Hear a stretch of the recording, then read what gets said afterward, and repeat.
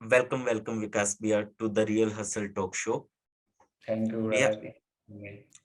इस सेशन में हम बात करेंगे इस पॉडकास्ट में मेनली कि कैसे आपने जर्नी को शुरू किया, आप 0 से 1 लाख फॉलोवर तक कैसे पहुंचे, उसके बाद आपने कैसे कंटेंट को प्लान किया, कैसे चीजों को ऑटोमेट किया, कैसे आपने टीम को बिल्ड किया, और वो टाइम जब आया आपका कि यार मेरे पास तो कंटेंट खत्म हो गया, उस टाइम पे आपने चीजों को कैसे सही से सीखा, समझा कि यार मेरे को इस टाइप का कंटेंट डालना चाहिए, आपकी निश वेरिफिकेशन क्या रही उस पे कि आपको कंटेंट जो डालना है वो इस टाइप का जाना चाहिए, एक जनरल ऑडियंस के लिए होना चाहिए या फिर निश स्पेसिफिक के लिए होना चाहिए।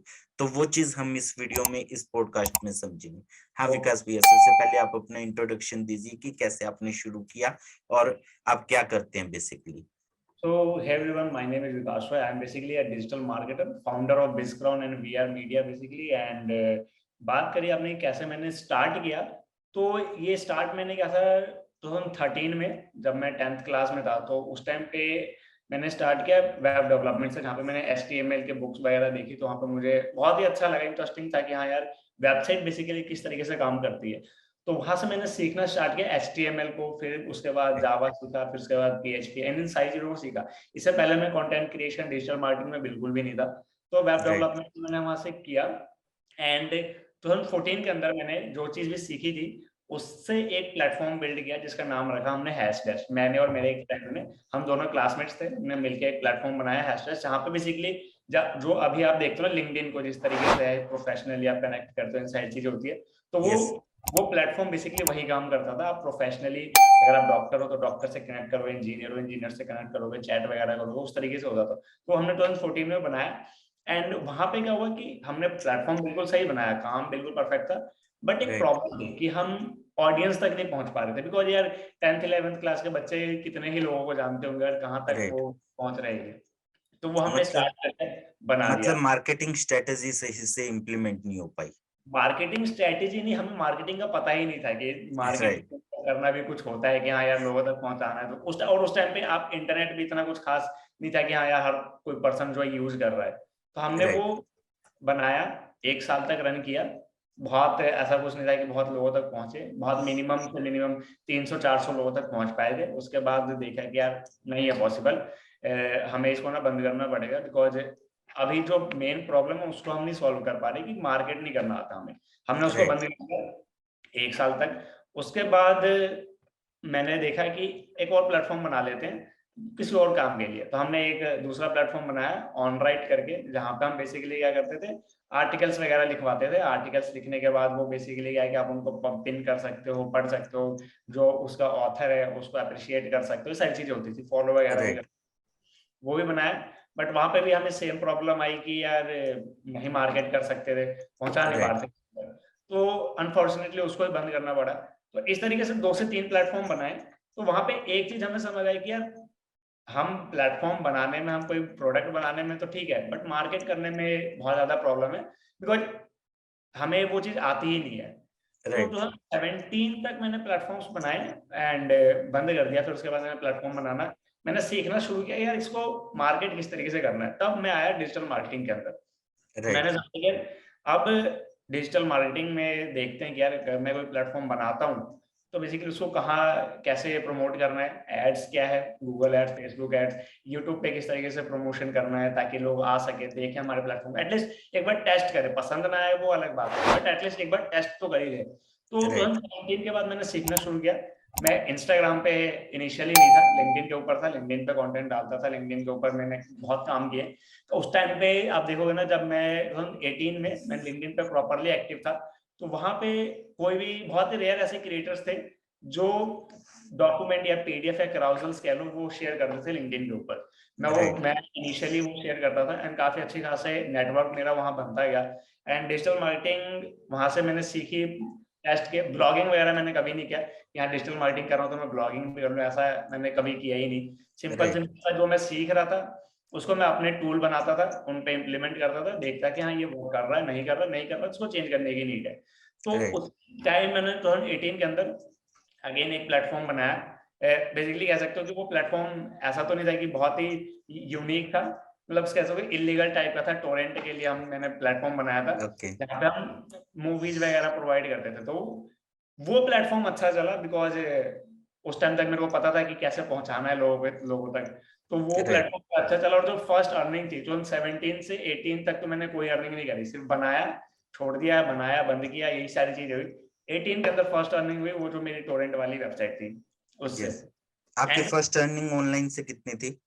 मेरी थी $110 जो फर्स्ट टाइम आया। $110। हाँ, राइट। तो वहां से मेरे को वो अर्निंग हुई, तो मैंने देखा कि यार चल ये ठीक है, ये बढ़िया चलता है, इसको चलाते हैं। बट 2018 के अंदर टोरेंट, एक जो किकैश टोरेंट करके बहुत ज्यादा पॉपुलर था, तो उसके जो फाउंडर थे ना वो पकड़े गए, जेल वेल हो गई उनको। तो राइट। अब हमें भी डर लगा यार कि यार ये कर रहे हैं, कहीं ऐसा ना हो कि हमारे साथ भी हो जाए। और इंडिया के अंदर आपको पता ही है कि थोड़ी सी कहीं भी बाहर आग लगती है तो यहाँ उसका सब इम्पैक्ट थोड़ा सा अलग ही होता है। सबसे तो पहले जलने का खतरा रहता हाँ, है। तो वो चीज देखी मैंने, तो चल ठीक है, चला रहे थे हम, फिर भी हमने काफी टाइम तक रन किया। फिर अनफॉर्चुनेटली गवर्नमेंट ऑफ इंडिया ने वेबसाइट बंद कर दी, डोमेन ब्लॉक हो गया, सारी चीजें हो गई, तो हमने कहा ठीक है उसको बंद कर देते हैं अब। राइट। और उसको बंद कर दिया। फिर जो चीज मैं सीखा था डिजिटल मार्केटिंग को करते करते, जो टेस्ट कर रहा था, उसको मैं लिंक्डइन पे तो शेयर करता था, बट फिर टाइम आ गया, चल अब शेयर करते हैं इसको इंस्टाग्राम के ऊपर। एंड इंस्टाग्राम पे मैं ये नहीं कि मैंने जीरो से शुरू किया था, मैंने जीरो से नहीं शुरू किया उससे ऑलमोस्ट। उससे पहले भी एक क्वेश्चन कि लिंक्डइन पे आप इतने टाइम से कर रहे थे, तो वहां पे आप कितने कनेक्शन बिल्ड कर पाए? अभी मेरे पास 11,000 कनेक्शन है वहां राइट। पे। मैं और बेसिकली वो भी सबको कनेक्ट करता ही नहीं, मैं वहां पे कैंसिल कर, जब क्योंकि अभी देखो ना, जब लिंक्डइन का जो क्रिएटर प्रोग्राम था ना, वो अभी आई थिंक 1-2 साल में आया है, ठीक है, जहाँ पे आप क्रिएटर राइट। में फोन कर सकते हो, ये सारी चीजें। उससे पहले सिर्फ आप एज अ फ्रेंड बनाते थे लोगों को, तो मैं कनेक्ट सिर्फ उनको ही करता था जो मेरे मतलब के लोग हैं। हर राइट। किसी को कनेक्ट नहीं कर रहा था, ना फॉलो का कोई ऑप्शन मैंने रखा था, सारी चीजें बनती प्राइवेट था, सिर्फ उनको कनेक्ट करना है जो काम के लोग हैं। तो राइट। वहां से 11,000 की नेटवर्क बिल्ड की। तो मैं वो बता रहा था कि इंस्टाग्राम पे जब मैं सीखा तो लिंक्डइन पे मैं कर रहा था, तो मैंने देखा ना यार कि इंस्टाग्राम पे जो क्राउजल्स है वो अच्छा परफॉर्म करता है, क्योंकि क्रिस्टो जो थे उस टाइम पे वो फर्स्ट क्रिएटर थे जो क्राउजल वगैरह वहां पे शेयर कर रहे थे इंस्टाग्राम के ऊपर, जो मतलब एक लंबे फॉर्मेट ऑफ इमेज होता है। तो मैंने देखा यार मैं ये सेम चीज तो बना ही रहा हूँ, मैं लिंक्डइन के ऊपर डालता हूँ बेसिकली। तो मैं क्या करता हूँ, राइट। इसको इंस्टाग्राम पे डालना शुरू करता हूँ। एंड उस टाइम पे मेरे ऑलमोस्ट, जब मैंने स्टार्ट किया था ना, मेरे आई थिंक 1500 के आसपास फॉलोअर्स थे, जहाँ पे नॉर्मली अपने फ्रेंड्स वगैरह होते हैं, राइट। अपनी डाल दो और वहां से। और उस टाइम पे क्या था कि क्रोनोलॉजिकल फीड चलती थी इंस्टाग्राम के ऊपर, तो आप अपनी इमेज भी डालते हो, अगर वो एल्गोरिदम में आ गई तो मतलब अच्छे खासे फॉलोअर आपको मिल जाते हैं वहां पे भी। तो राइट। राइट। मैंने करी एंड क्राउजर्स डालना स्टार्ट किए इनिशियली।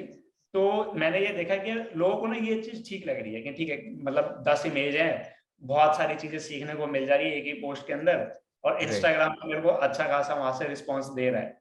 तो धीरे धीरे मैंने वहां पे रेगुलर कंसिस्टेंट होता गया। फिर आपको पता है कि लॉकडाउन वगैरह आ गया, तो उस टाइम पे राइट। ऐसा कुछ था नहीं कि भाई करें हम कुछ, खाली बैठे रहते थे घर के अंदर, कहीं जाना भी नहीं है, कॉलेज वगैरह कुछ नहीं है, राइट। तो दिन रात बैठे हुए क्राउजर्स बना रहे हैं, डाल रहे हैं। तो ऑलमोस्ट ये ऐसे करते करते मैंने क्राउजर्स डाले एंड ऑलमोस्ट 3,000 के आसपास मैं फॉलोअर्स पहुंच गया 1500 ओके। से। ओके। वहां से मेरी जर्नी स्टार्ट हुई। एंड फर्स्ट क्लाइंट मैंने लिया जब मेरे 3500 फॉलोअर्स हुए इंस्टाग्राम पे, जहां पे मैं उनके लिए क्राउजर्स ही डिजाइन करता था। And right. उस टाइम पे इंडिया के अंदर बहुत कम क्रिएटर्स थे जो क्राउजर्स बना रहे थे। उनमें से मैं एक था जो क्राउजर्स बना रहा था, उसकी सर्विसेज भी सेल कर रहा था, सिर्फ एक सर्विस सेल करता था, क्राउजर्स राइट। क्रिएशन। उसके अलावा कोई और सर्विस नहीं, ना कोई फेसबुक एड्स, ना कोई गूगल एड्स। तो इस तरीके राइट। से मैं इंस्टाग्राम पे आया एंड देन उसके बाद कंटेंट में बनाता गया एंड अभी तक कंटेंट बना रहे हैं उसके ऊपर। राइट। राइट। और भैया, जो ये क्राउजर सर्विसेज है वो आप कितने में मतलब सेल करते थे? क्या आपका जो क्लाइंट का बजट रहता था?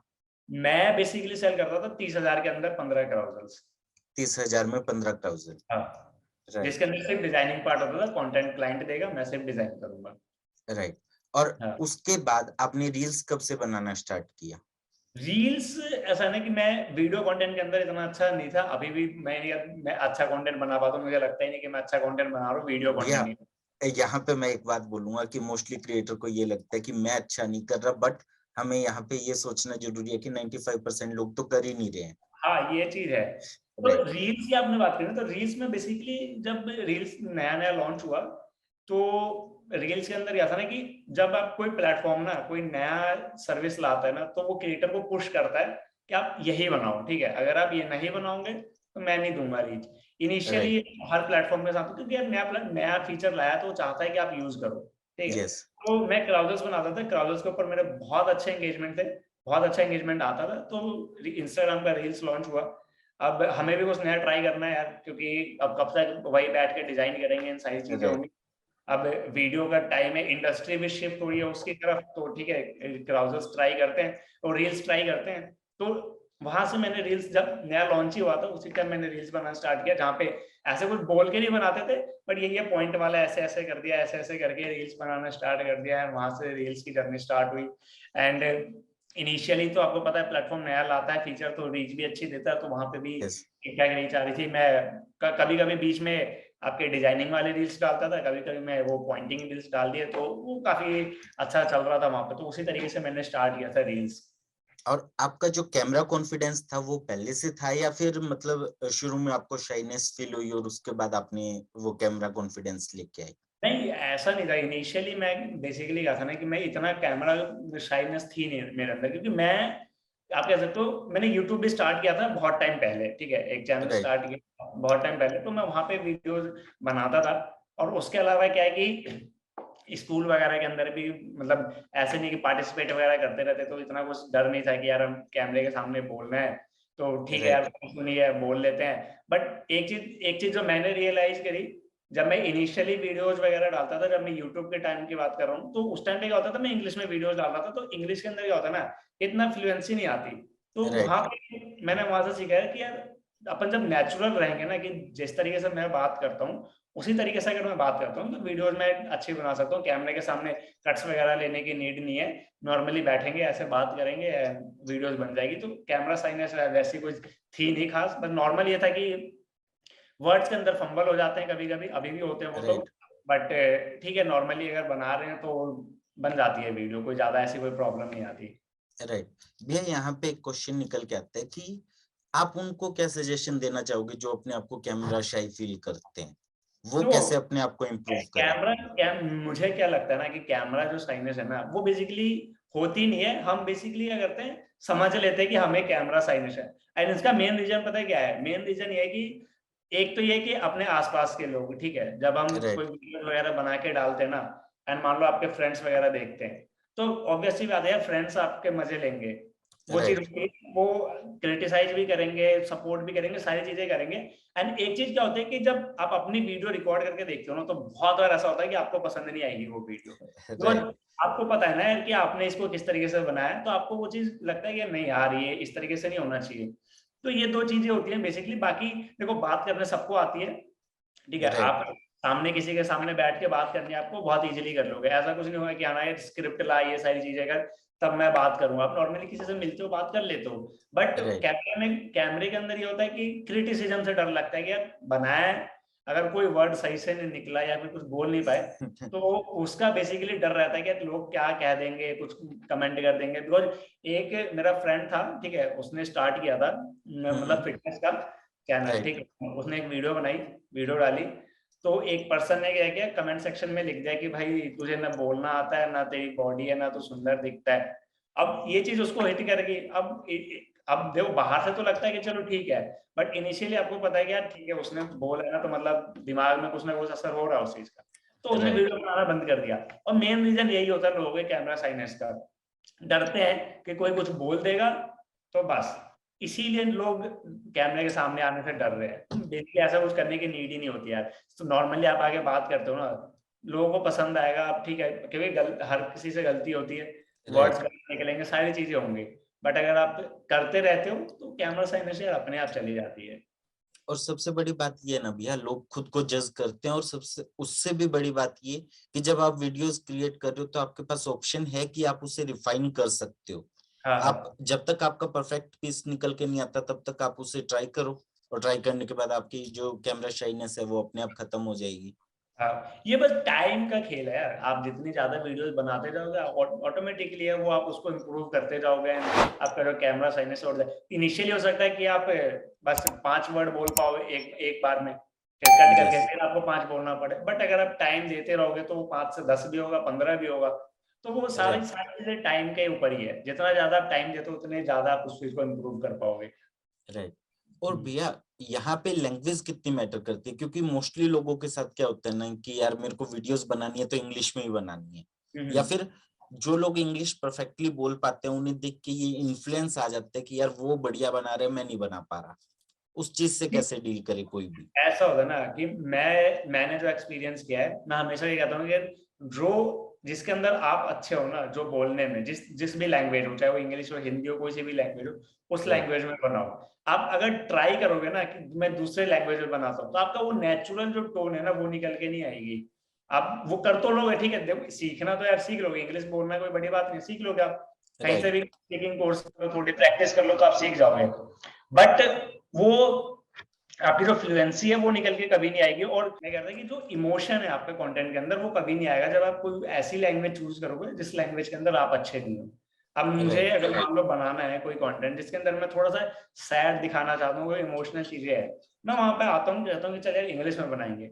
बट मुझे राइट। पता है कि इंग्लिश के अंदर वो चीज मैं नहीं ला पाऊंगा, बट मैं जबरदस्ती कोशिश कर रहा हूँ, तो वो क्या होता है, बनावटी लगेगा। एंड ये चीज अभी मैं एक कंपनी रैपिडो के साथ काम कर रहा था, ठीक है, तो वहां पे क्या राइट। होगा कि हम एक पूरा कॉन्सेप्ट बना रहे हैं। एंड कॉन्सेप्ट के अंदर क्या हो रहा है कि जो क्रिएटर है वो बेसिकली बिलोंग करते हैं झारखंड से, ठीक। ओके। अब वो झारखंड से बिलोंग कर रहे हैं, तो अब कंपनी चाहती है कि वो हिंदी में वीडियो बनाए, बट यस। वो फ्लुएंसी आ ही नहीं सकती बिकॉज वो जहाँ पे है वहाँ की जो लैंग्वेज है वो दूसरी है। अब हम राइट। ट्राई कर रहे हैं, बहुत बार हमने ट्राई किया, बट वो चीज नहीं आ रही, देख के लग रहा है कि ये बनावटी चीज है, ठीक है। अब जब आप वो ट्राई करोगे ना कि वो लैंग्वेज में बनाओ जिस लैंग्वेज में आप अच्छे नहीं हो, तो बनावटी लगेगी। एंड जब जब राइट। जब तक चीजें बनावटी लगेगी ना, लोग नहीं कनेक्ट कर पाते हैं। लोग इमोशनली कनेक्ट करना चाहते हैं ना आपके कंटेंट से। आप नॉर्मली यार अगर आपको सिर्फ डेटा ही देना है तो वो तो गूगल पे, यूट्यूब पे पड़ा हुआ है। राइट। राइट। आप इमोशनली कनेक्ट कर पाते हो अपनी ऑडियंस के साथ, तभी तो आप ग्रो करोगे, नहीं तो आप ग्रो नहीं करोगे। तो और उसके लिए क्या है, आपको नेचुरल होना बहुत ज्यादा जरूरी है, वो आपकी लैंग्वेज में ही आएगा। और दूसरी बात ये भी है ना भैया कि ऑडियंस तो हर टाइप की है। अब हम्म। हमें इंग्लिश और हिंदी में अगर प्रॉब्लम है तो हमारी ऑडियंस वो वाली भी है जो हमारे से नेचुरली जो कनेक्ट कर पाएगी। हाँ तो हाँ, उसके लिए लैंग्वेज बैरियर भी नहीं रखना चाहिए। बिल्कुल। अभी वो भी नहीं, लैंग्वेज बैरियर का मैं एक चीज आपको और बताता हूँ। आप देखो ना, मोस्टली जो फनी वीडियोज बनाते हैं, ठीक है, हम्म। वो मोस्टली ग्रो किस लिए कर रहे हैं, बिकॉज यार वो उस लैंग्वेज का बहुत ज्यादा यूज करते हैं। जैसे आप देखो ना, ये लखनऊ साइड की जो लैंग्वेज है या फिर हैदराबादी लैंग्वेज है, वो यस। लैंग्वेज अगर उसमें वो फनी वीडियोज बना रहे हैं ना, तो वो ऑटोमेटिकली और ज्यादा फनी हो जाता है, बिकॉज वो जो लैंग्वेज है वो हमें सुनने की आदत नहीं है, ठीक है, लेकिन हम उस राइट। लैंग्वेज के अंदर कोई वर्ड सुनते हैं ना, तो हमें लगता है कि यार क्या वर्ड है ये, कितना अच्छा लग रहा है सुनने में। तो बेसिकली राइट। क्या है कि वो अपनी लैंग्वेज में बना रहे हैं, अपनी लैंग्वेज में काम कर रहे हैं, जो उनकी टोन है वो नेचुरल टोन में बना रहे हैं, और हम इधर बैठे हैं, तो हमारे लिए वो एक यूनिक चीज हो गई, और हमें यस। वो अच्छा लग रहा है सुनने में। तो बेसिकली अगर मैं, सेम चीज हमारे साथ भी है, मैं कंटेंट बना रहा हूँ, मैं दिल्ली की लैंग्वेज मान लो, जो भी रफ लैंग्वेज है उसके अंदर कंटेंट बना रहा हूँ, ऑडियंस ऑटोमेटिकली कनेक्ट कर लेगी। उसको लगेगा राइट। कि यार अपने जैसा ही तो बोलता ही है, कोई ऐसा थोड़ी है कि दूसरी लैंग्वेज में या दूसरी भाषा बोल रहा है, अपने जैसा ही राइट। बोलता है, इजीली कनेक्ट कर पाओगे। मतलब इन शॉर्ट कि हमें परफेक्शन की तरफ नहीं भागना चाहिए कि हम कौन सी लैंग्वेज में बना रहे हैं, वो चीज हमें नहीं सोचनी चाहिए। हमें बस ये ध्यान देना चाहिए कि हम कंटेंट बनाएं और लोगों के लाइफ में जो वैल्यू एडिशन कर सके किसी भी वे में। आप वैल्यू ऐड करो और इमोशनली कनेक्ट करो, ठीक है, राइट। इमोशनली कनेक्ट करना बहुत ज्यादा जरूरी है। नहीं तो ऑडियंस तो यार उसको कंटेंट कहीं भी मिल जाएगा, लेकिन वो आपसे इमोशनली कनेक्ट है ना, तो वो कहीं नहीं जाएगी, वो आपके पास राइट। ही है। राइट।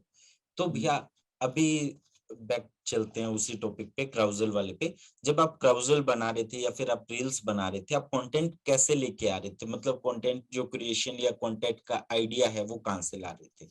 तो इनिशियली मैं आपको बताऊं ना, तो इनिशियली जितना मेरे को आता था, जो मैं सीख रहा था, मैंने अलग अलग जो देखे यूट्यूब के ऊपर, गूगल के ऊपर, तो वो चीज मैं कंटेंट में बना रहा था। उसके अलावा एक चीज मैं ये करता था ना कि जो भी मान लो इंस्टाग्राम पर नॉर्मल सा कोई भी अगर फंडामेंटल्स, एग्जांपल के लिए इंस्टाग्राम कहता है कि भाई 10 हैशटैग तेरे को यूज करने हैं, ग्रो कर राइट। लेगा, ठीक, तो वो मुझे इंस्टाग्राम बता रहा है, और मैं सेम वो चीज लाके डाल सकता हूँ, ठीक है। बट मैं वैसा नहीं कर रहा था, मैं क्या कर रहा था, कनेक्ट कर रहा था अपनी आसपास की चीजों को। मेरे पास अगर इधर कोई ऐसा हेडफोन पड़ा हुआ है, मैं हेडफोन से रिलेट करके कोई कंटेंट बना दूंगा कि हाँ यार हेडफोन है, साउंड आवाज साउंड आता है आपका, आप उससे रिलेट करो, कोई भी ऐसी स्ट्रेटजी लाओ, उसको ऐड करो, एक नया आपका कंटेंट बन जाता है।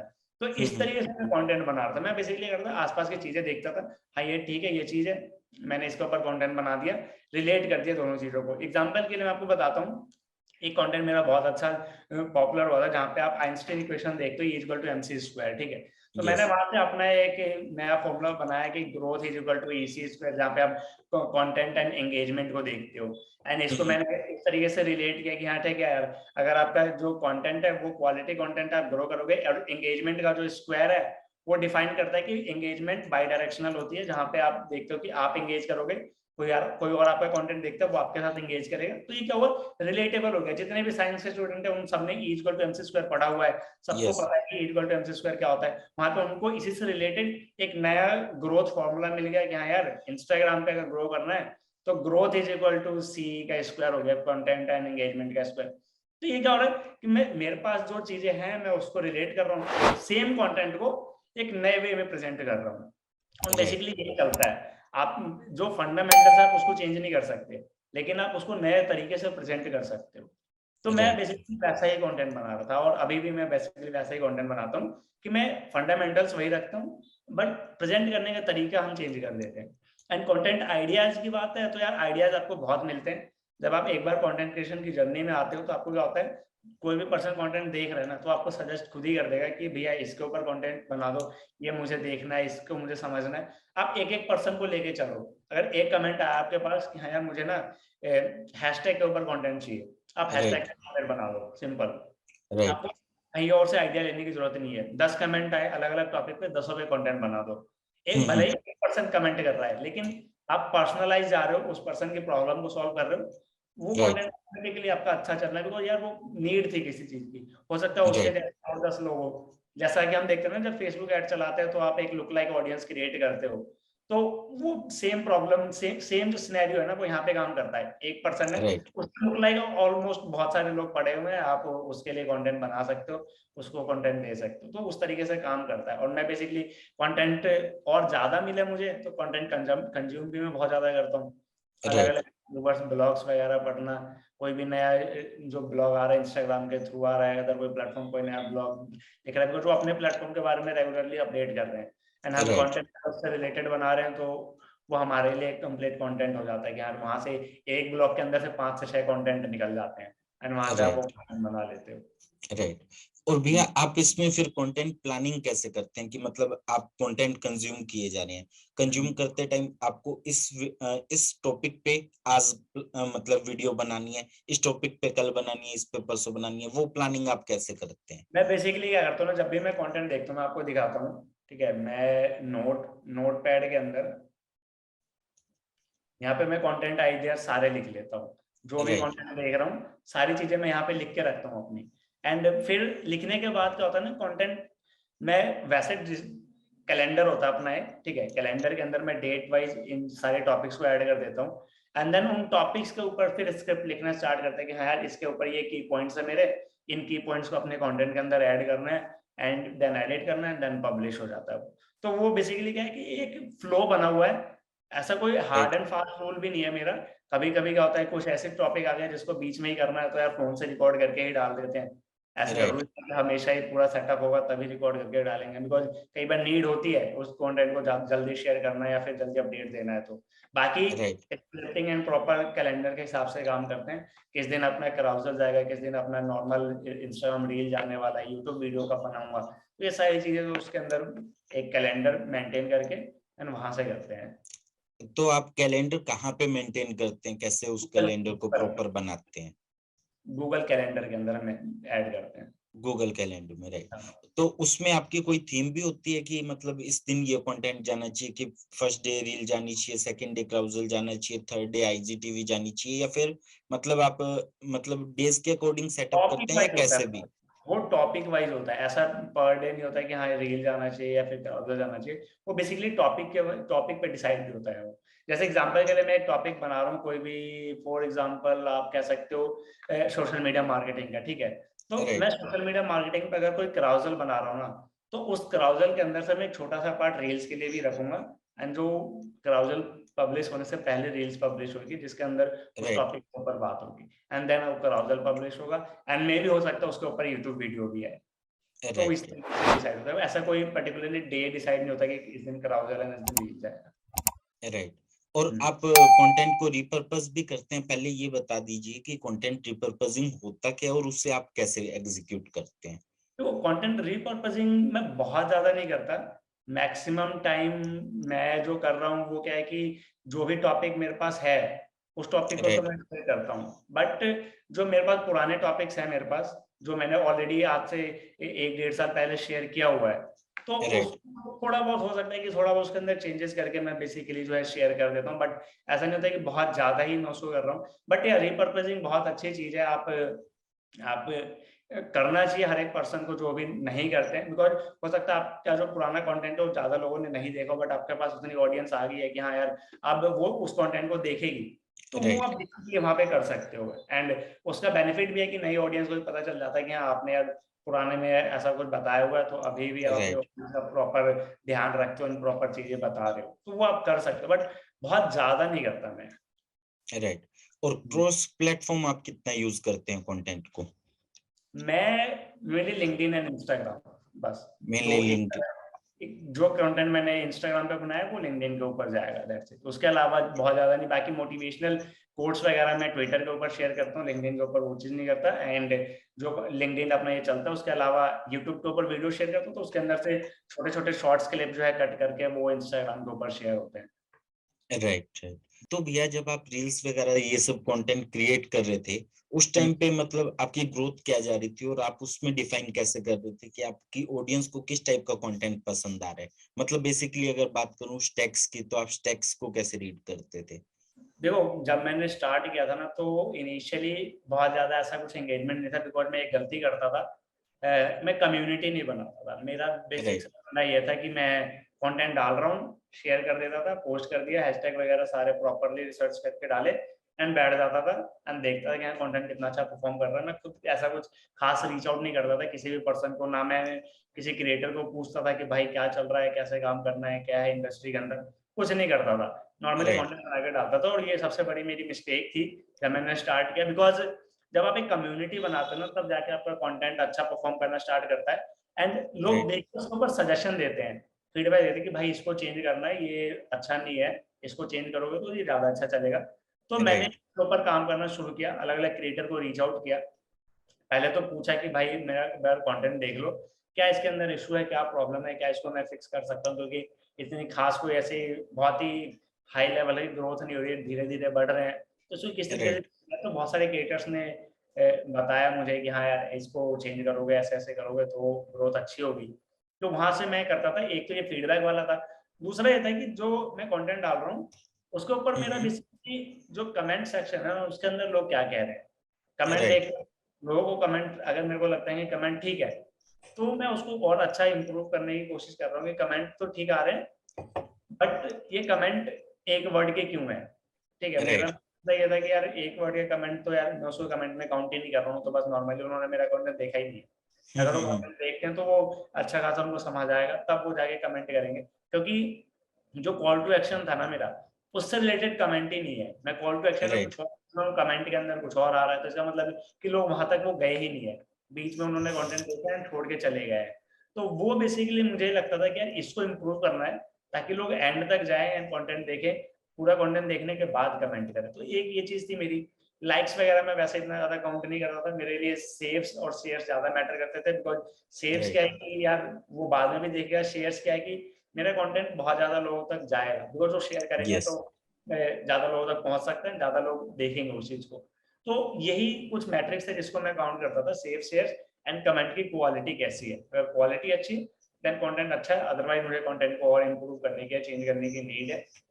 हो सकता है वो ग्राफिक्स मेरे को और चेंज करना पड़ेगा, या हो सकता है मुझे कंटेंट के अंदर जो स्टोरी टेलिंग है वो बेसिकली उसको चेंज करना है।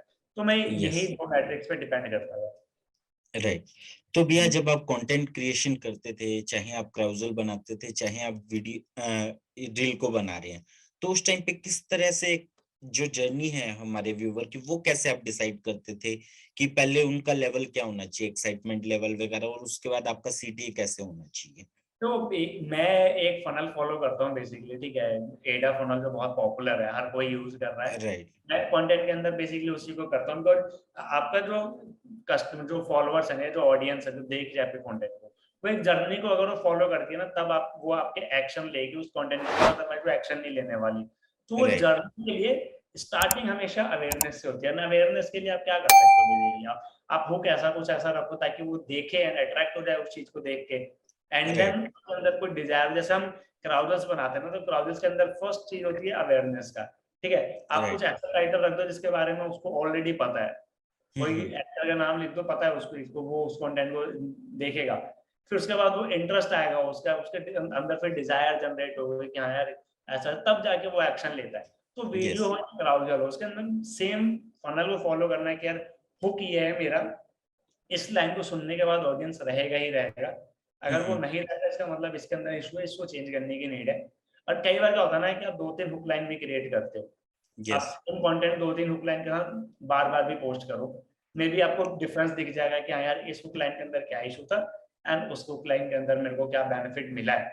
तो वो बेसिकली आप कर सकते हो कि कंटेंट जब भी आप क्रिएट कर रहे हो, 2-3 हुक लाइन रखो। जैसे क्राउजर्स के अंदर हम 2-3 हेडलाइन रखते हैं हमेशा, एक हेडलाइन नहीं रखते कभी भी। एंड देन जब पूरा कंटेंट रेडी हो जाता है, देन डिसाइड करते हैं कि अब किस हेडलाइन के साथ हमें जाना है। राइट। राइट। उस वो बिकॉज फर्स्ट इंप्रेशन ही है ना, अगर वो आपका पढ़ता है एंड वो उससे हुक नहीं हुआ, तो इसका मतलब आपको बेकार हो गया आपका कंटेंट बनाना। मान लो यस। 500 लोगों में से सिर्फ 30-40 लोग ही आगे जा रहे हैं, तो फिर कंटेंट का कोई फायदा ही नहीं हुआ, वो कंटेंट पहुंच ही नहीं पाए लोगों तक। तो राइट। हुक लाइन बहुत ज्यादा मैटर करते हैं जो भी आप कंटेंट बनाते हो। एंड आई थिंक अभी जब रील्स की हम बात करते हैं तो सारी चीजें ही हुक लाइन है। अगर आपका हुक लाइन खराब हुआ, रील्स कभी भी अच्छा परफॉर्म नहीं करेगा, आप चाहे राइट। कितना उसके अंदर वैल्यू दे दो। तो इनिशियली लोगों को हुक करना बहुत इंपॉर्टेंट है। एंड आप देखो ना, इंटरनेट के ऊपर मैक्सिमम जो हुक होता है वो किससे होता है, अगर आप मनी रिलेटेड चीजें डाल दो, ऑडियंस ऑटोमेटिकली कंप्लीट देखेगी कि हाँ, क्योंकि मेरा राइट। एक बहुत टाइम पहले एक ब्राउजर था, ओ एक रील था जो 5 मिलियन व्यूज पे गया। ओके। उसका मेन रीजन ये था कि उसके इनिशियली मैंने ये दिखा दिया कि हाँ यार आप इतने पैसे कैसे कमा सकते हो, इनिशियली बता दिया। अब उसके बाद मैं स्टेप्स पे जा रहा हूँ, तो लोग उसको पूरा राइट। देख रहे हैं। अब देख रहे हैं तो इंस्टाग्राम को भी लग रहा है चलो इसको प्रमोट करते हैं। तो हुक लाइन आपकी ऐसी होनी चाहिए जो ऑडियंस को मजबूर कर दे कि यार पूरा देखना ही पड़ेगा, अगर पूरा नहीं देखा मैंने तो मेरे से कुछ मिस हो जाएगा, जैसे फोमो वगैरह भी आप कहते हो। तो वो चीज भी राइट। कंटेंट के अंदर आप कर सकते हो कि हुक लाइन में ऐसे दे दो कि ऑडियंस को लगे कि यार अगर नहीं देखा तो कोई बहुत बड़ी अपॉर्चुनिटी मिस हो जाएगी। राइट। और भैया इसमें कंसिस्टेंसी कितनी मैटर करती है?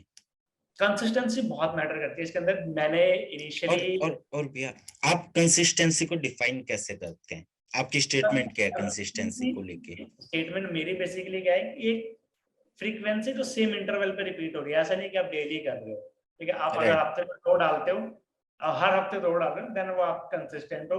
लेकिन अगर उसमें 2 में से आपने एक भी मिस कर दिया, आप इनकंसिस्टेंट हो जाते हो। तो राइट। बेसिकली ये कंसिस्टेंसी का मैं जो समझता हूँ ये है।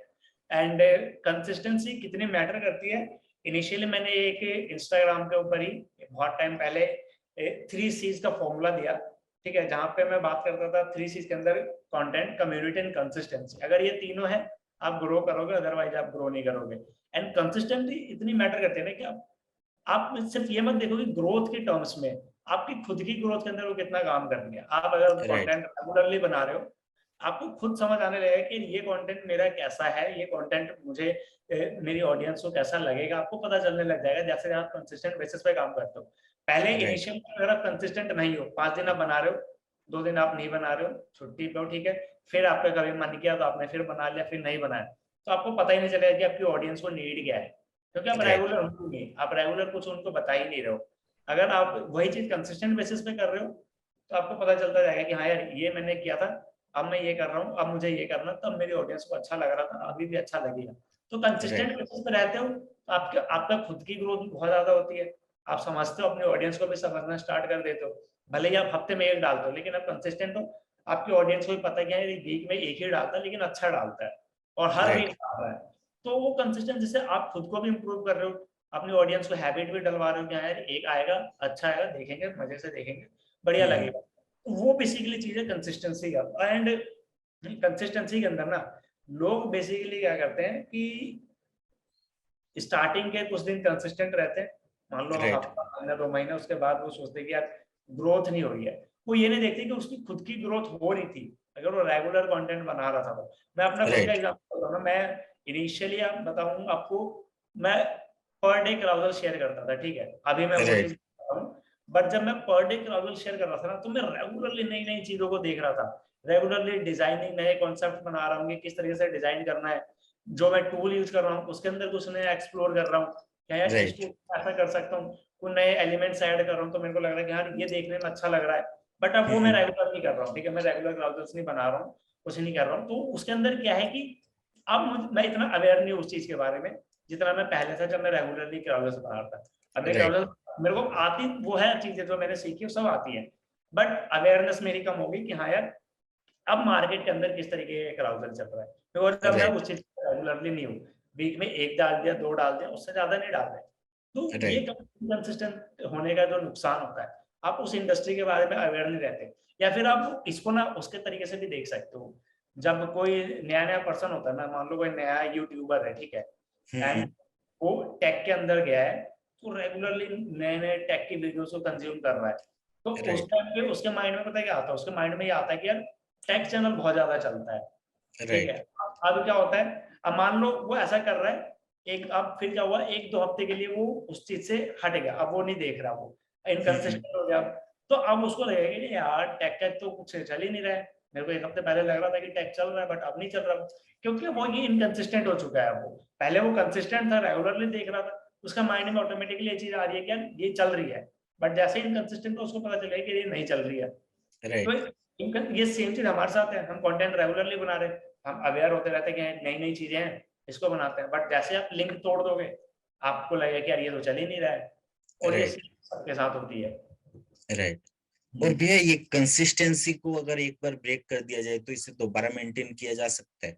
हाँ बिल्कुल मेंटेन किया जा सकता है, बट देखो ना, जब आप कंसिस्टेंट होते हो ना, तो इनिशियली आपने मान लो 3 महीने तक कंसिस्टेंटली काम किया है, अब आप ब्रेक ले लेते हो 1 महीने का, ठीक है, तो राइट आप कंसिस्टेंट हो सकते हो, बट थोड़ा सा आपको टाइम देना पड़ेगा, एक्स्ट्रा एफर्ट लगाना पड़ेगा, बट बिकॉज आपके माइंड को वो आदत नहीं रही। अब पहले राइट आदत थी, रेगुलरली आपका हैबिट बना हुआ था, कुछ करे ना करे आंख बंद करके भी आप वो काम कर सकते थे, बट जैसे आपने ब्रेक लिया, अब थोड़ा आपको अलर्ट होना पड़ेगा, अलर्ट होकर वहां पे काम करना पड़ेगा, अलर्ट होकर देखना पड़ेगा कि कैसे ये चीजें हो रही हैं, देन आप अगेन आप कंसिस्टेंट हो जाओगे। बट एफर्ट आपको लगाना पड़ेगा जैसे आप ब्रेक करते हो। एंड वो चीज होती है, जब आप कंसिस्टेंसी ब्रेक करते हो ना, तो उसको स्टार्ट करना बहुत मुश्किल हो जाता है, बिकॉज आप उसको टालते बहुत ज्यादा हो, आपको राइट लगेगा स्टार्ट करना है, छोड़ यार कल से कर लेते हैं, इतने दिन नहीं किया, एक दिन और सही, और ये राइट बढ़ता ही जाता है, बढ़ता ही जाता है। तो यही मेन प्रॉब्लम होती है कि आप इनकंसिस्टेंट होने के बाद कंसिस्टेंट क्यों नहीं हो पाते, मैक्सिमम टाइम नहीं हो पाते लोग, बिकॉज वो टालते बहुत ज्यादा है। राइट हम्म। तो भैया अभी आपका अगर बात करूं, आपकी जो कंटेंट शीट होगी, चाहे प्लानिंग का हो गया, कंसिस्टेंसी के लिए हो गया, आपके पास कितना जो कंटेंट है वो ऑलरेडी प्रिपेयर्ड रहता है कि आपको मान लो कि कभी भी हम ह्यूमंस हैं, हमें कभी भी इमरजेंसी होती है या कोई जरूरी काम होता है, हम कंटेंट अगर डेली बेसिस पे क्रिएट करेंगे तो रेगुलर नहीं डाल पाएंगे। तो हाँ, आप वो कितना अपना प्लानिंग रखते हैं कि आपको यार दिक्कत नहीं आनी चाहिए इतने दिन के मैं लिए। मैक्सिमम टू मैक्सिमम 2 वीक का रखता हूँ, इससे ज्यादा कभी नहीं, बिकॉज राइट इसके अंदर भी इशू है ना यार, अगर आप मान लो कहते हो कंसिस्टेंट हो आप, ठीक है, एंड हम्म आपने कहा मैं 1 महीने का कंटेंट बना लेता हूँ, आज ही राइट आपने प्रिपेयर कर लिया, सारी चीजें वीडियोज वगैरह सारी शूट हो चुकी है, रख लिया आपने। अब हम्म यहाँ पे एक प्रॉब्लम है, हो सकता है हम्म 15 दिन बाद ना इंडस्ट्री के अंदर कुछ नया आ जाए, राइट एंड आपके पास ऑलरेडी है, सारी चीजें शेड्यूल्ड है, अब आपको राइट चेंज करने में भी प्रॉब्लम होगी, दिक्कत होगी, यार मैंने बनाया हुआ है, ये वेस्ट तो नहीं जाने दूंगा मैं, बट इंडस्ट्री राइट इंडस्ट्री के अंदर कुछ नया आ गया, तो यहाँ पे ना हम्म रेगुलरली कुछ नई चीजें आ रही हैं। आप बहुत ज्यादा हम्म लंबे टाइम तक कई चीजें को शेड्यूल करके नहीं रख सकते, अगर हम्म आपको अपडेटेड रहना है इंडस्ट्री के अंदर, लोग अपडेट भी करना है, तो हम्म शॉर्ट पीरियड के लिए आप कंसिस्टेंट, शॉर्ट पीरियड के लिए शेड्यूल करो चीजों को, लॉन्ग लॉन्ग पीरियड के लिए नहीं, बिकॉज इसका एक प्रॉब्लम था, एक स्टूडेंट थे मेरे, ठीक है, तो हम्म उन्होंने क्या किया कि 3 महीने का कंटेंट बना के रख लिया, राइट अब 3 महीने का उन्होंने कंटेंट बना के रख लिया, शेड्यूल कर चुके हैं, बट हम्म अब शेड्यूल भी हो चुकी, सारी चीज हो चुकी है, अब इंडस्ट्री के अंदर कुछ नई चीजें आ रही हैं, अब वो उसको दिखाने के लिए अलग से स्पेस ढूंढना पड़ रहा है कि कहाँ पे मैं इसको डालूं, किधर राइट दिखाऊं, अपडेट नहीं कर पा रहे हो, तो ये प्रॉब्लम होती है। आप शॉर्ट पीरियड के लिए रखते हो, वेल एंड गुड है। बिकॉज ठीक है ना, आप मान लो महीने के लिए भी बना के रख लेते हो, अब आपको क्या लगेगा कि यार 1 महीने तो मेरे को काम ही नहीं करना, यस आप इंडस्ट्री से फिर आपका लिंक ही नहीं रहेगा, आप वो छोड़ यस दोगे।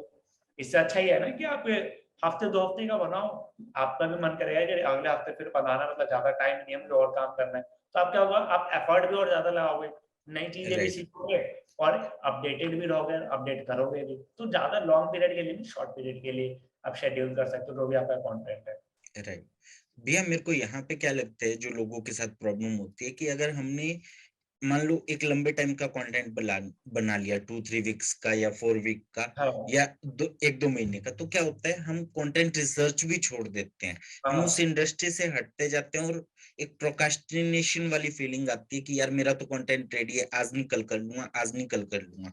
ये चीज हम्म। सबसे बड़ी प्रॉब्लम जो मेरे को लगता है कि हो सकती है।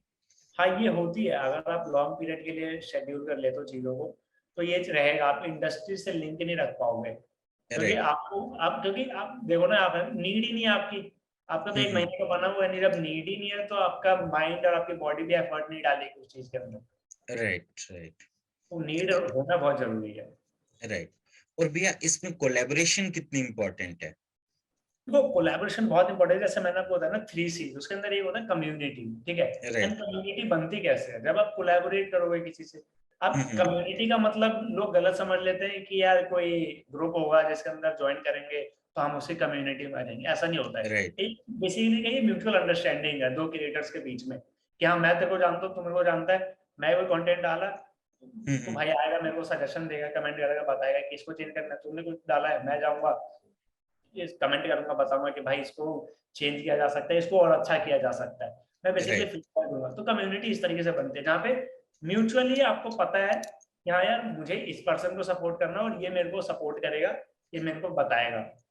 तो इस हम्म। तरीके से आप कोलैब करते हो। अब आपकी जब कम्युनिटी बन रही है ना, तो आप उसके साथ कोलैब इजीली कर पाओगे, क्योंकि आपको राइट। प्रॉब्लम पता है, उसको आपकी प्रॉब्लम पता है, आप दोनों मिलके कोई सॉल्यूशन निकालोगे, उस सॉल्यूशन को एज अ कंटेंट प्रेजेंट करोगे। तो वो राइट। कोलैबोरेशन बहुत इंपॉर्टेंट है। इंस्टाग्राम या कोई भी अदर प्लेटफॉर्म इसको सपोर्ट भी करता है कि जब आप किसी के साथ कोलैब करते हो तो वो आपको ज्यादा ऑडियंस मिलती है, राइट। आपके लोग भी देख रहे हैं आपको, आपके लोग भी देख रहे हैं। और हम्म। इनिशियली मैं हमने बहुत ये चीजें करी है। जब मैंने स्टार्ट किया, जब मेरी कोई कम्युनिटी नहीं थी, मैं किसी से बात नहीं करता था, तो राइट। फर्स्ट टाइम जब मैं लाइव आना स्टार्ट हुआ इंस्टाग्राम के ऊपर, तो क्या होता था हम्म। कि हम अकेले आ रहे हैं लाइव, बैठ रहे हैं, बातचीत कर रहे हैं, जो भी ऑडियंस के सवाल थे उनको आंसर कर रहे हैं। बट फिर जब मैंने कम्युनिटी बनाई, लोगों को हम्म। इनवाइट लेके आ जाओ यार साथ में कोलैब करेंगे, ठीक है, तो वहां पे क्या होता था, वो पर्सन भी अपनी ऑडियंस को ला रहा है, मैं भी अपनी ऑडियंस राइट। को दोनों मिलकर ला रहे हैं। कोई एक टॉपिक है उसके ऊपर हम दोनों डिस्कस कर रहे हैं, राइट। ऑडियंस की क्वेश्चन है, मैं एक आंसर कर रहा हूँ, वो भी आंसर कर रहा है, तो ऑडियंस को भी वैल्यू ज्यादा मिल रही है। क्या यार 2 लोगों से सेम क्वेश्चन के ऊपर अलग अलग पर्सपेक्टिव से चीजें देखने को मिल रही है, वो एक बेनिफिट हो रहा है वहां पे आपका। एंड जब आप कोलैब करते हैं, तो एक जो जो दूसरे क्रिएटर के साथ आपने कोलैब किया ना, वहां पे आपका रिलेशन स्ट्रांग है। मैं राइट। इनिशियली जितने लोगों के साथ मैंने कोलैब किया, वो सब मेरे को पर्सनली आज जानते हैं, मैं सबसे मिला हुआ हूँ, सबसे राइट। बात करने, अभी भी कोई प्रॉब्लम आते है वो सीधा फोन करते हैं कि भाई यार ये प्रॉब्लम आ रही है, मेरे को सपोर्ट की नीड है, या फिर मेरे को ये चीज चाहिए, ठीक है। तो हम्म। वो क्या है, तो बेनिफिट है कोलैबोरेशन का। मैं इनिशियली राइट। हर अल्टरनेट डेज पे लाइव सेशन कर रहा हूँ, सेम पर्सन राइट। के साथ हमने डिसाइड कर लिया कि मंडे को भाई तेरे साथ लाइव है, और हर हफ्ते होना है ये, है 1 महीना 2 महीना।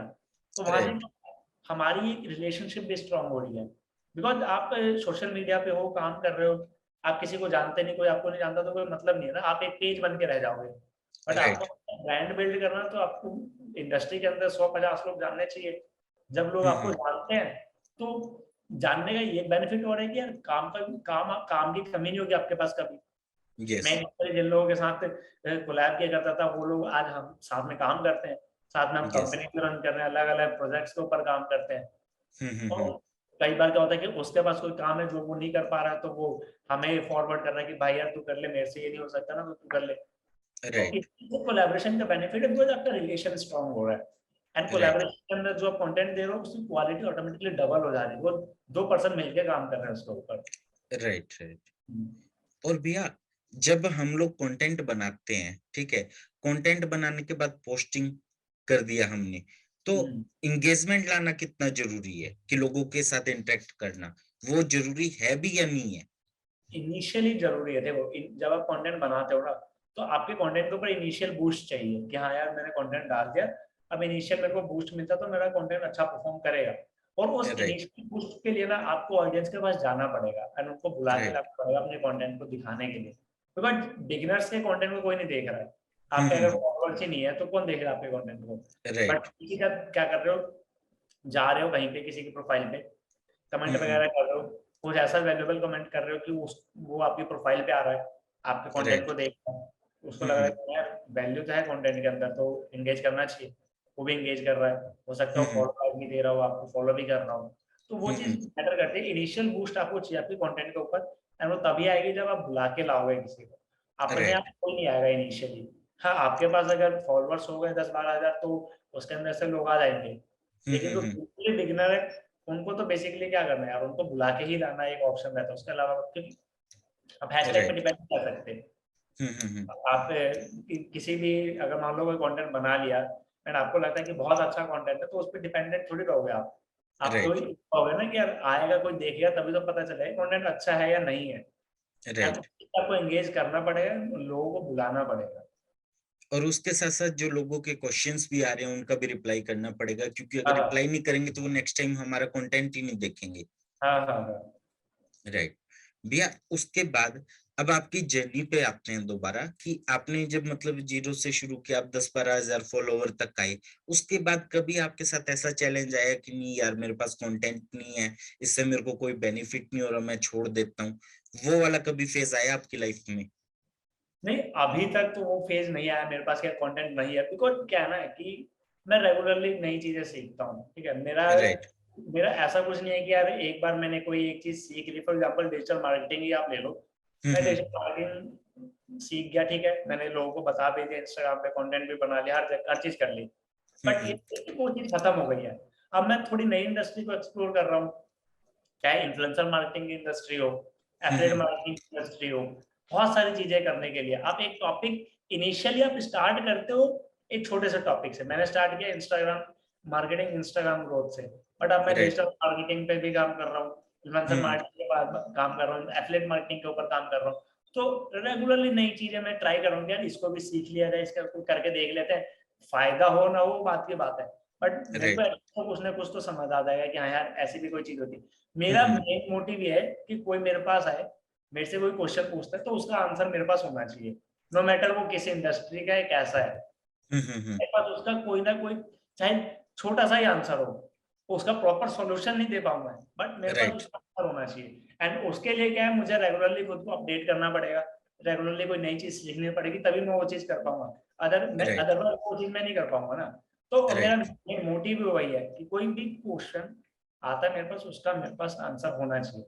एंड उसके लिए मैं खुद राइट। को डेली अपडेट रखता हूँ, जिसकी वजह से मेरे को कंटेंट आइडियाज की कभी ऐसी कोई कमी नहीं होती। एंड अगर कमी हो रही है, बाई चांस अगर कुछ ऐसा होता है, मैं सिंपली स्टोरी के अंदर शेयर कर लेता हूँ कि भाई जिस टॉपिक पे तुम्हें कंटेंट देखना है या जिस टॉपिक से रिलेटेड तुम्हारी कोई क्वेरीज है, वो मुझे बता सकते हो, मैं उसको रिसर्च कर प्रॉपरली उस पर कंटेंट बनाऊंगा एंड आपके राइट। सामने प्रेजेंट करूंगा। तो सिंपल राइट। पूछ लेना बेटर है मेरे लिए। अगर मेरे पास कंटेंट हम्म। नहीं है तो मैं सिंपली पूछ लूंगा भाई कि मेरे को बता दो क्या देखना है, मैं उसके ऊपर कंटेंट बना दूंगा। चाहे हो सकता है मैं इंस्टाग्राम पे पूछूं, अपने दोस्तों से पूछूं, जो मेरे पार्टनर्स हैं उनसे पूछूं, टीम में पूछूं लोगों की भाई यार टॉपिक आइडिया चाहिए मुझे, जानना है। राइट। अब जैसा अभी आप देखो ना कि इनिशियली इंस्टाग्राम का एक नया अपडेट आया था, जहाँ पे उन्होंने वीडियो एंड रील्स को मर्ज कर दिया, ठीक है। राइट।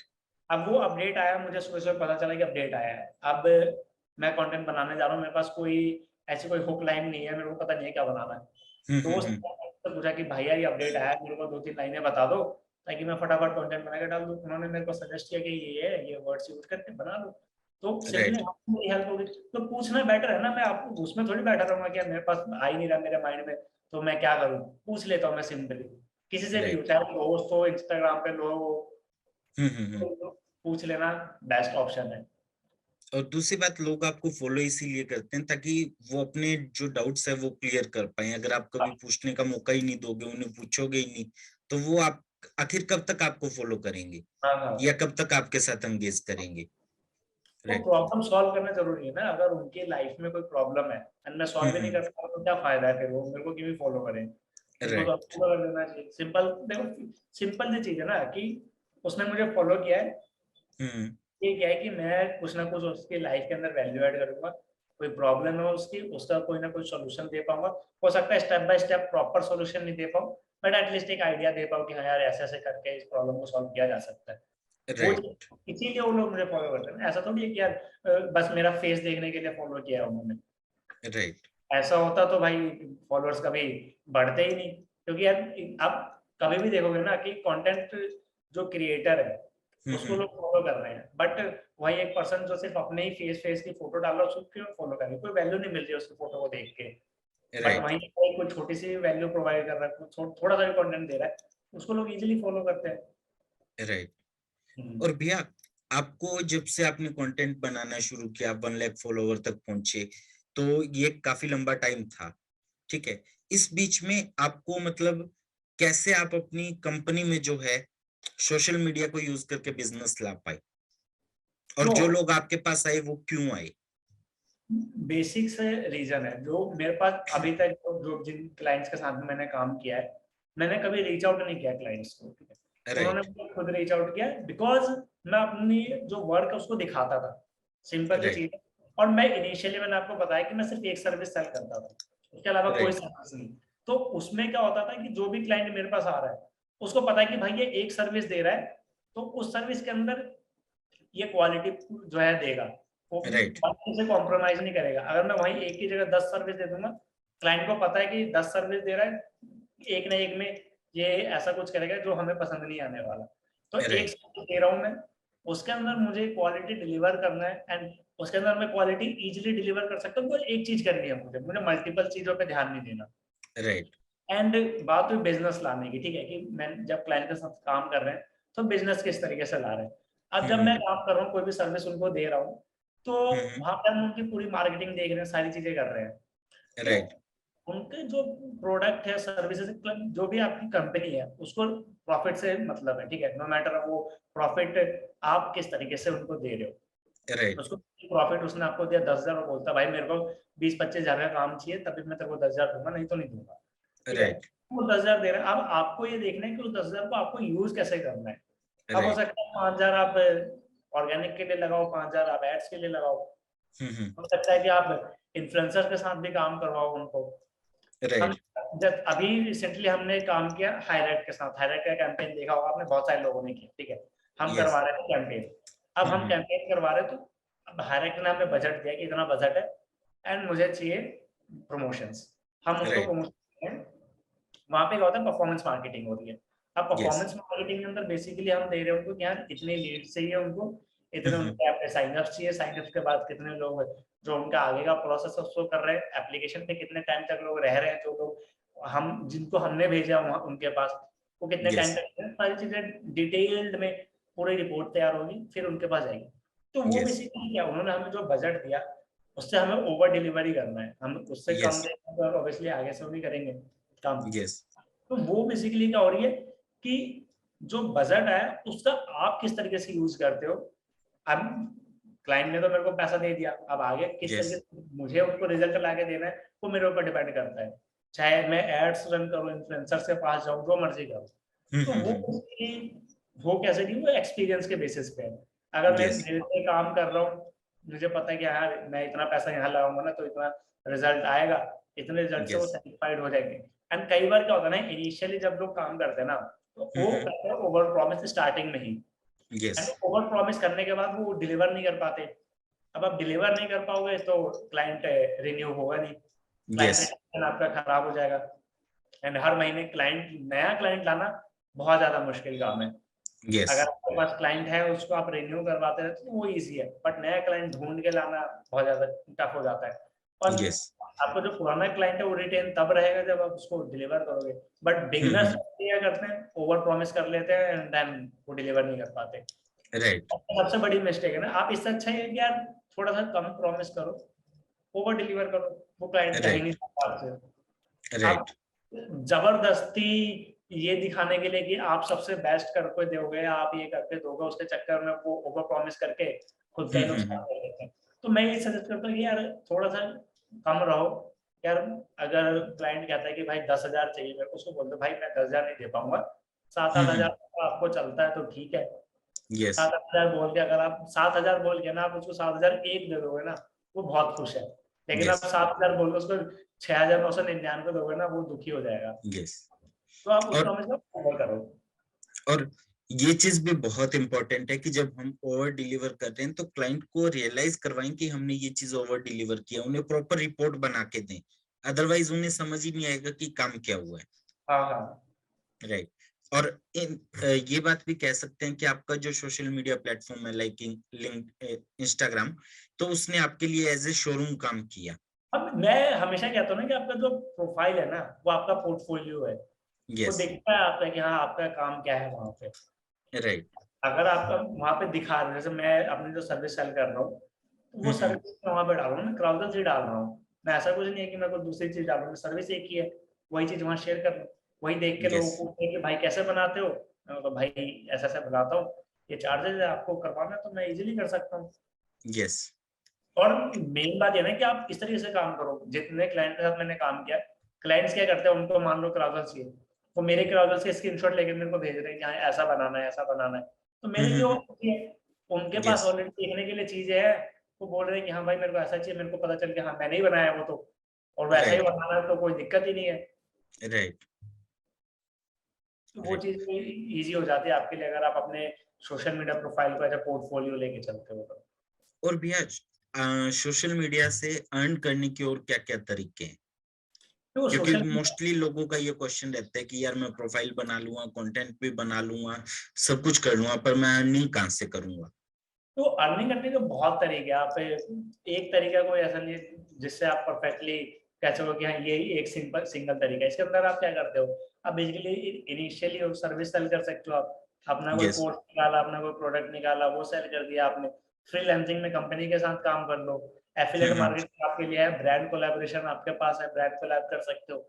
ठीक है। हम्म। उसके अलावा आप अपनी कोई ऐसी एजेंसी या ऐसी सर्विस दे दो कि लोग खरीद ले, एजेंसी स्टार्ट कर सकते हो। अगर इनिशियली क्या होता है ना, लोगों को ये था कि क्लाइंट नहीं है, ठीक है। यस मैंने जैसे स्टार्ट किया कि मेरे पास कोई क्लाइंट नहीं था, तो मैंने क्या किया, एक छोटी एजेंसी देखी, उनसे बोला कि भाई मैं काम करके दूंगा, आप क्लाइंट ला के दो, इतना मेरा प्राइस, आप जो आगे आप जोड़ लो। तो उस तरीके से राइट मैंने एजेंसी के साथ टाई अप कर लिया।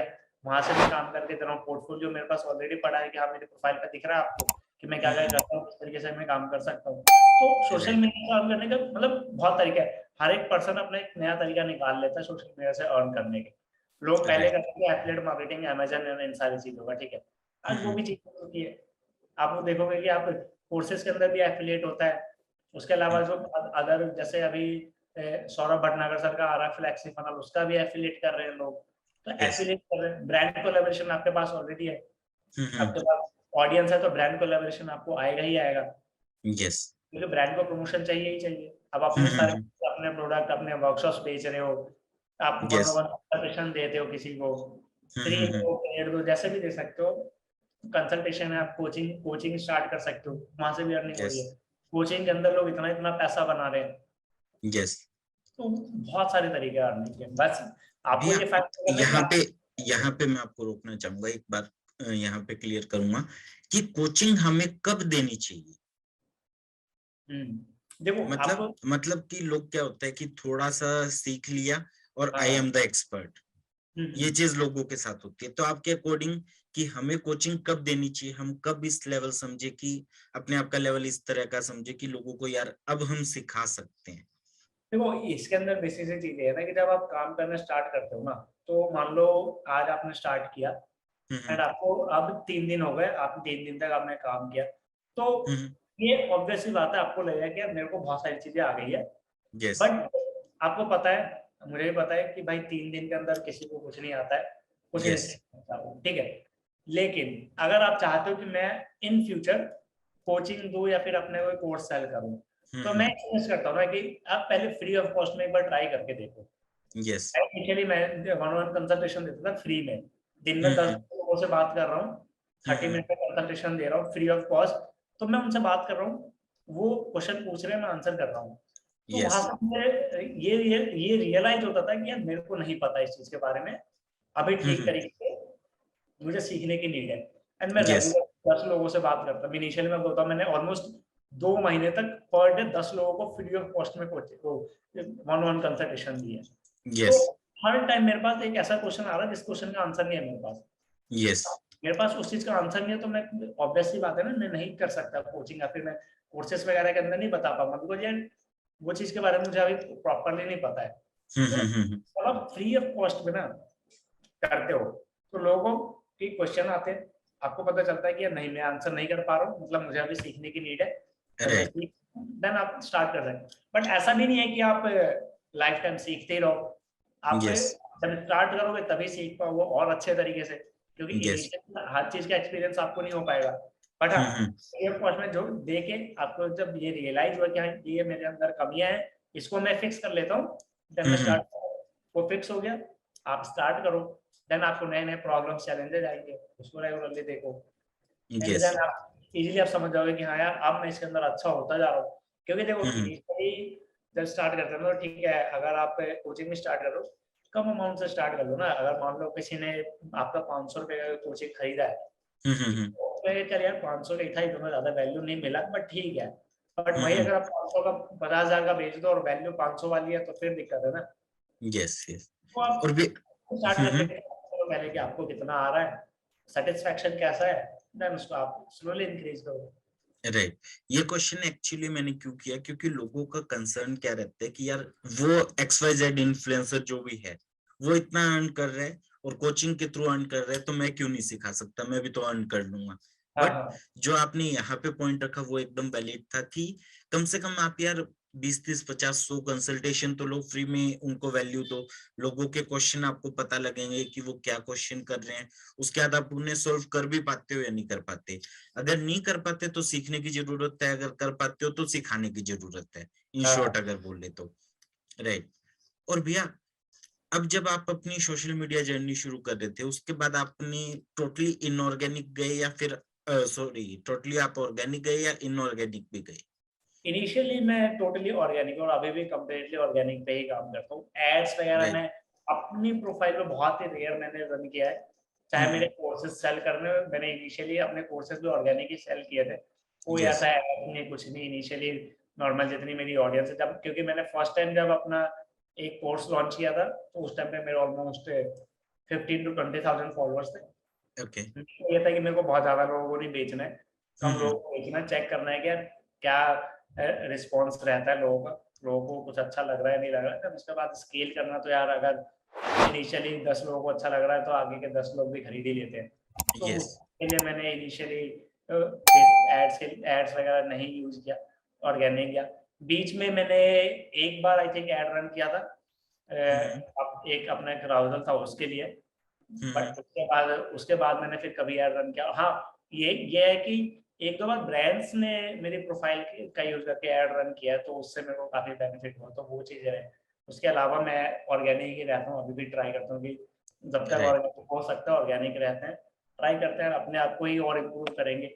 इनऑर्गेनिक में यस। तो लाख रुपए लगा के फॉलोअर बढ़ा ही लो आप, लेकिन आप मेहनत करके नई चीजें सीख के ट्राई कर रहा हूँ, तो उसका भी अपना एक अच्छा। क्योंकि आप देखो बहुत से, जब आप बहुत क्रिएटर से पूछोगे ना, तो उनको ज्यादा मजा उसमें नहीं आता कि उनकी एक वीडियो वायरल हुई और एक दिन के अंदर वो 100 के पहुंच गए। उनको ज्यादा मजा आता है यार मैंने स्टेप बाय स्टेप काम किया, मेहनत की, एंड तब मैं 100 के पे पहुंचा, एक वीडियो से यस। नहीं। तो उसका जो मजा है वो अलग ही है, वो यस। चीज रहती है।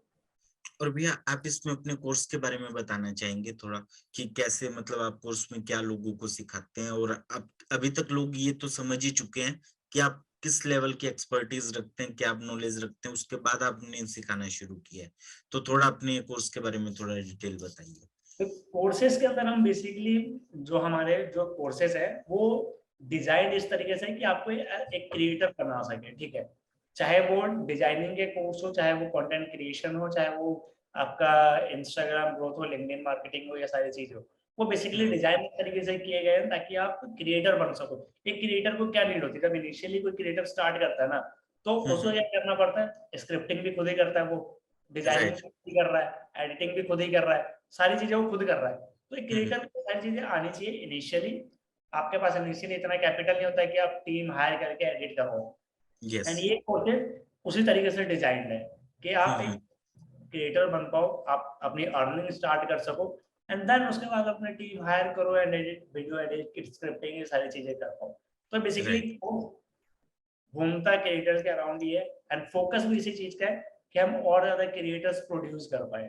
देखो जितने राइट। ज्यादा क्रिएटर्स होंगे, कम्युनिटी उतनी ज्यादा ग्रो करेगी। राइट। हम्म। और भैया आपके अकॉर्डिंग टीम हायर करने का राइट टाइम क्या है? कि आज हम सोशल मीडिया कंटेंट क्रिएट किए जा रहे हैं, साइड बाय साइड इनकम का जो सोर्स है वो होना चाहिए, या फिर हमें सिर्फ सोशल मीडिया पे डिपेंड रह के टीम को हायर कर लेना चाहिए?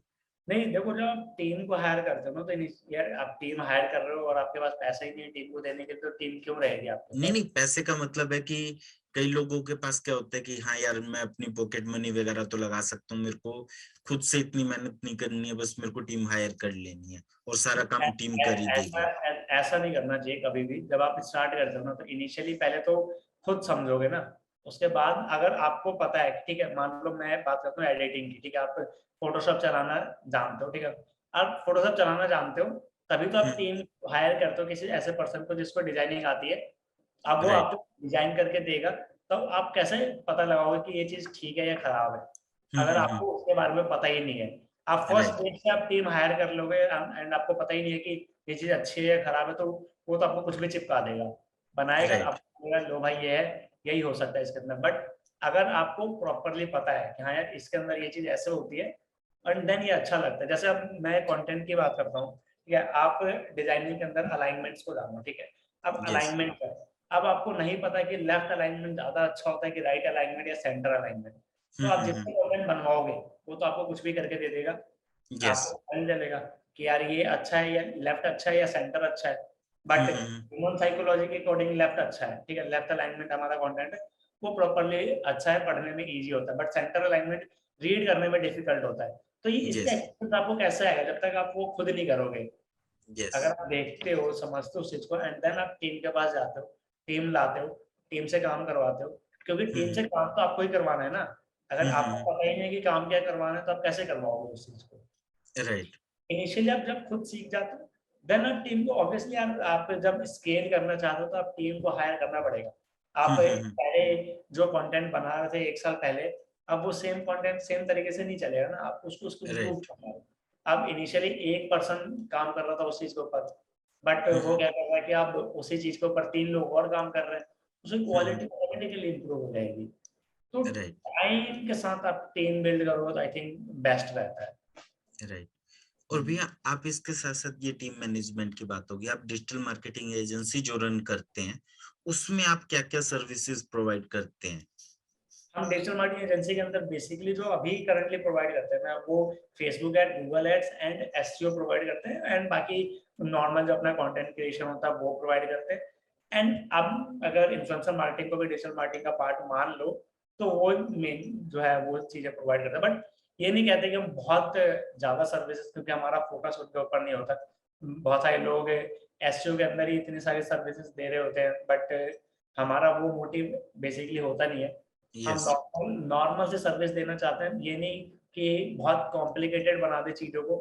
बिकॉज आपको देखो ना कि अगर आपको सेल्स करनी है, ठीक है, आप कितनी चीजें कर लोगे? अगर आपको इंस्टेंट रिजल्ट चाहिए, आप एड्स के थ्रू ही जाओगे, यस। आप ऑर्गेनिक जाओगे नहीं। अब ये डिपेंड करता है कंपनी को रिक्वायरमेंट क्या है। कंपनी कहती है भाई मुझे फर्स्ट डे से सेल्स चाहिए, तो आपके पास ट्राई करने के लिए कोई ऑप्शन नहीं है, एड से एक ऑप्शन है। राइट। ट्राई करोगे तो आप एड का ऑप्शन ही चूज करोगे। तो वो डिपेंड करता है कि क्लाइंट कैसा है, बट आपकी सर्विसेज फिक्स होनी चाहिए कि हाँ मैं ये सर्विस देता हूँ, इसके अलावा कोई क्लाइंट आता है मैं क्लाइंट नहीं लूंगा, मैं मना कर दूंगा। राइट। चूज करना भी बहुत ज्यादा मैटर करता है ना। हम सारी सर्विस प्रोवाइड करते हैं, जहाँ पे लोग यूट्यूब की भी सर्विस दे रहे हैं, यूट्यूब जो ऑप्टिमाइजेशन है, यूट्यूब की एसईओ, ये सारी चीजें भी देते हैं, बट वो चीज हम नहीं देते। हम normally ads, influencer marketing and आपका जो एसईओ है, कंटेंट क्रिएशन, इसी के ऊपर काम करते हैं। यस। और भैया अभी इस पॉडकास्ट को कंक्लूजन की तरफ लेके चलते हैं, आपका कोई फाइनल मैसेज जो आप ऑडियंस को देना चाहते हो? मैं बेसिकली फाइनल मैसेज यही देना चाहूंगा कि यार कंसिस्टेंटली काम करो, कोई भी आपका एम है, कोई गोल है, उसको अचीव करने के लिए। एंड एक चीज मैं हमेशा कहता हूँ कि जो भी आपको करना है ना, उसको लिख के रखो। यस जब मैंने स्टार्ट किया था ना, तो मैं इनिशियली बोर्ड पे लिखता था कि मेरे को 5,000 फॉलोअर्स तक पहुंचना है इस वीक में, यस फिर अगले वीक मेरे को 5500 पहुंचना है, अगले वीक मेरे को 6,000 पहुंचना है। तो प्रॉपरली लिख के रखता था मैं।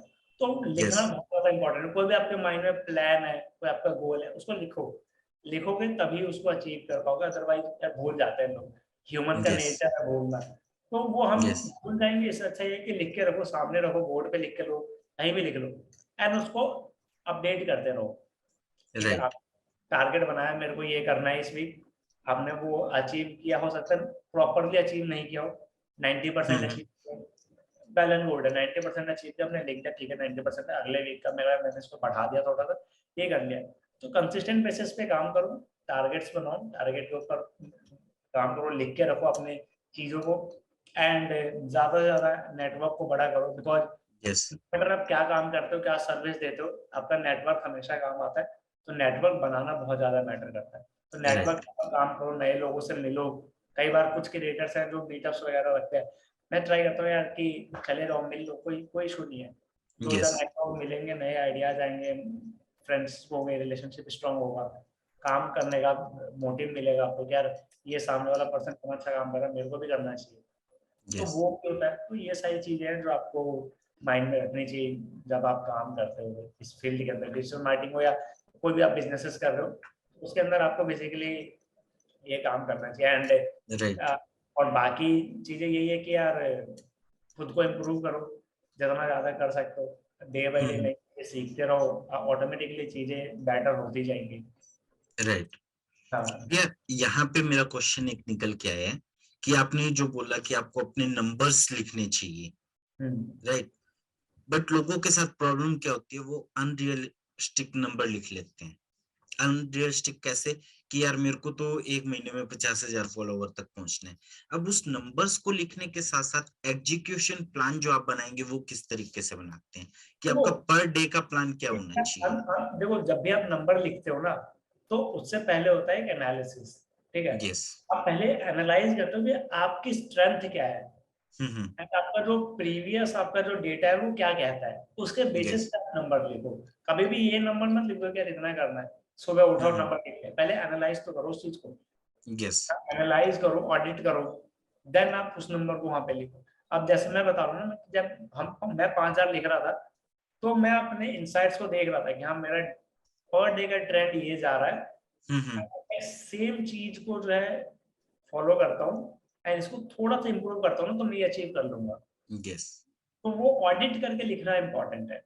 यस हाँ। मतलब जब हम लोग नंबर लिख रहे हैं तो हमें प्रीवियस जो डाटा है उसके अकॉर्डिंग ऑडिट करेंगे और प्रोजेक्शन करेंगे, ना कि हाँ। अनरियलिस्टिक नंबर को लिख लेंगे कि हाँ यार मेरे को तो इतना चाहिए। अभी जैसे जो लिखने वाला मैटर अगर मैं बताऊं तो ये देखो, अगर आप दिख रहा है सही से, हाँ। हाँ। तो मैं भी अपनी चीजों को प्रॉपर तरीके से ट्रैक करता हूँ कि मैंने पर डे क्या किया है, अगर हम्म। ये दिख पा रहा है तो। उसके बाद इस चीजों को मार्क करता हूँ कि हाँ यार इतना काम मैंने कर लिया या नहीं कर लिया, और ये मेरी हमेशा टेबल पे होती है। हम्म। राइट भैया, और कोई सजेशन जो आप मतलब जो लोग इस पॉडकास्ट को देख रहे हैं उन्हें देना चाहेंगे, क्योंकि यहाँ तक वो लोग पहुंचेंगे यार जो कि रियल हसलर हैं, जो मतलब कुछ सीखना चाहते हैं, अपनी लाइफ में ग्रो करना चाहते हैं, उनके लिए कोई full and final message? Simple सी चीज है कि आप सिर्फ काम करो। हर, चाहे वो क्रिएटर हो या कोई भी पर्सन हो, उसके लाइफ के अंदर वो एक दिन जरूर आता है जिस दिन उसको लगता है कि हाँ यार ये चीज मुझे करनी थी। एंड वो चीज यस हर क्रिएटर की लाइफ में आता है एक ना एक दिन। बट उसके लिए आप कंसिस्टेंट बेसिस पे काम करोगे तभी वो दिन आएगा, अदरवाइज वो यस नहीं आएगा।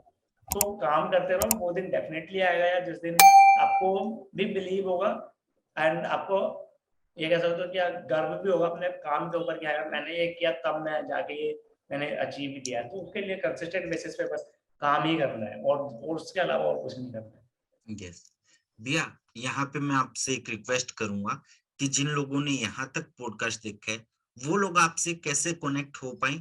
आप मेरे को पता है बहुत ज्यादा बिजी रहते हो, बट उसके बाद भी कोई स्पेशल कीवर्ड की वो अगर आपसे इंस्टाग्राम पे कनेक्ट करें, ये लिखें, तो आपको समझ आए कि इस पॉडकास्ट के थ्रू आए हैं, तो आप उन्हें थोड़ा हाई प्रायोरिटी पे रिप्लाई कर पाओ, या फिर अगर कोई आपसे 1 to 1 कनेक्ट होना चाहते हैं तो वो कैसे हो सकता है? तो बेसिकली जितने भी लोग देख रहे हैं उनको मैं ये कहूंगा कि आप मेरे को इंस्टाग्राम पे आके सिंपल सा जो डीएम है वो कर देना, जो आपके यूट्यूब चैनल का नेम है वो आप यस। डाल दो।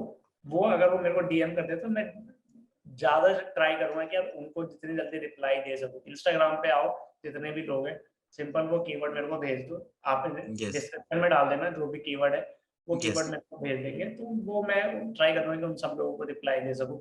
एंड इसके अलावा एक चीज और मैं कह दूंगा कि यार मैं time to time Instagram profile audit करता रहता हूँ लाइव, तो ठीक है, तो यस। उसके लिए भी अगर किसी इंटरेस्टेड हो तो वो भी आ सकता है बहुत जल्द। हर वीक मतलब करता हूँ एक लाइव तो। यस। अगर मैं इंस्टाग्राम प्रोफाइल ऑडिट करता हूँ फ्री ऑफ कॉस्ट में, बिल्कुल लाइव जो भी इश्यू जो प्रॉब्लम है सिंपली बोल देता हूँ कि हाँ भाई ये खराब है, इस पर इम्प्रूव करने की नीड है, तो वो आ सकते हैं वहां पे। मैं उनको और ज्यादा हो सकता है तो जितना ज्यादा सपोर्ट कर पाऊँ उतना ज्यादा सपोर्ट करूँगा। श्योर भैया, श्योर। और ये वाला जो कीवर्ड है वो कहीं भी डिस्क्रिप्शन में नहीं जाएगा। क्यों नहीं जाएगा? क्योंकि यार आपने इतने टाइम तक वीडियो को देखा है, पूरे पॉडकास्ट को सुना है, तो ये आपके लिए स्पेशल अपॉर्चुनिटी होनी चाहिए। ये अपॉर्चुनिटी हर किसी के लिए नहीं होनी चाहिए कि आपको हम्म। भैया स्पेशली रिप्लाई करे। तो भैया, थैंक्स अ लॉट कि आपने इस पॉडकास्ट को इतना वैल्यूएबल बनाया, इतने सारे लोगों को मतलब वैल्यू मिली है, और वो शायद अपनी लाइफ में 1% भी ग्रो कर पाए, क्योंकि जो हमारा रियल मोटिव ये है कि अगर कोई भी पर्सन जो इस पॉडकास्ट को देख रहा है, अगर 1% की लाइफ में भी चेंज आता है तो वो हम्म। हमारे लिए वैल्यूएबल है। बिल्कुल बिल्कुल, एक पर्सन की लाइफ के अंदर भी चेंज आता है ना, तो समझ लो कि हमारे लिए वो एक बड़े सक्सेस से कम नहीं है। And yes. वही मोटिव है बेसिकली हर क्रिएटर का यार, सेम मोटिव होना चाहिए कि यार लोगों की हेल्प करो, सपोर्ट करो, एंड उनकी लाइफ के अंदर कुछ भी पॉजिटिव चेंज आ रहा है तो वो सबसे बेस्ट पार्ट होता है। यस। थैंक्स अ लॉट भैया। थैंक यू ब्रदर मुझे इनवाइट करने के लिए, एंड आपने मौका दिया कुछ चीजें बोलने के लिए। बहुत दिन से वेट कर रहा था कि कहीं पे जाके बोलूं। थैंक यू भैया, thank you, thanks a lot.